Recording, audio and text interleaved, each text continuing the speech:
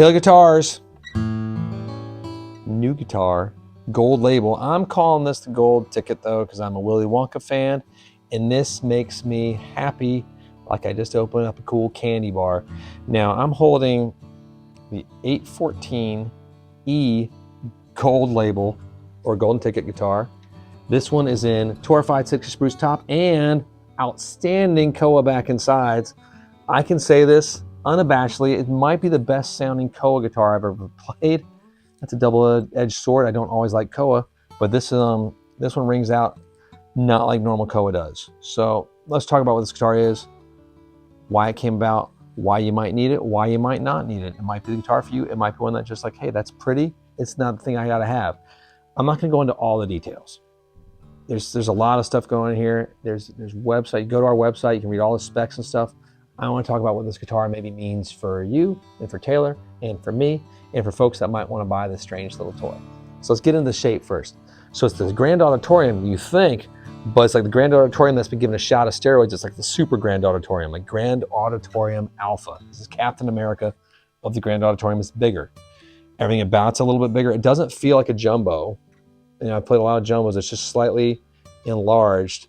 Now, the main engine of what's happening underneath, it's got some new V-class bracing inside of here with a little bit of that classical styling inside of it, which I appreciate because it gives it a little bit more of that loud tonality.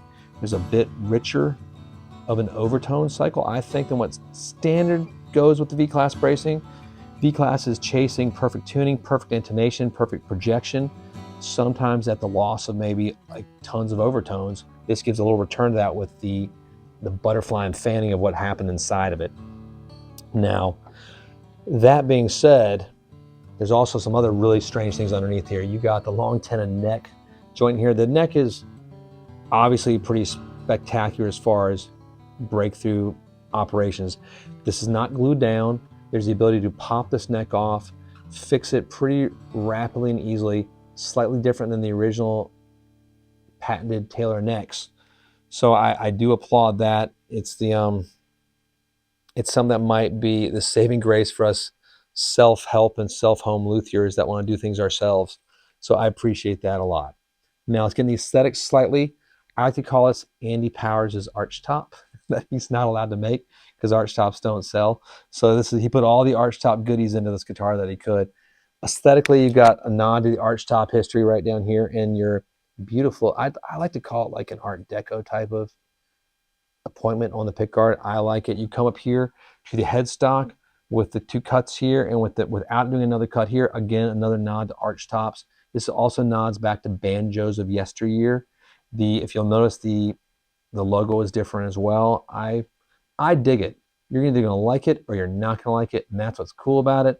Taylor has, I'm almost calling it 3 categories right now. They're going to have the golden label, or if you're smart, you're going to call it the golden ticket. They're going to have the builder's edition, and then they're going to have their production, the entire production line too, from the standard flagships with 814CE all the way down to the Academy and the Baby Taylor, and the most important, the Baby Taylor Swift edition. You get that electric as well.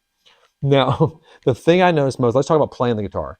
It's an easy guitar to play, and Derek and I were laughing because I was having fun playing it. I was playing some open D type stylings on it.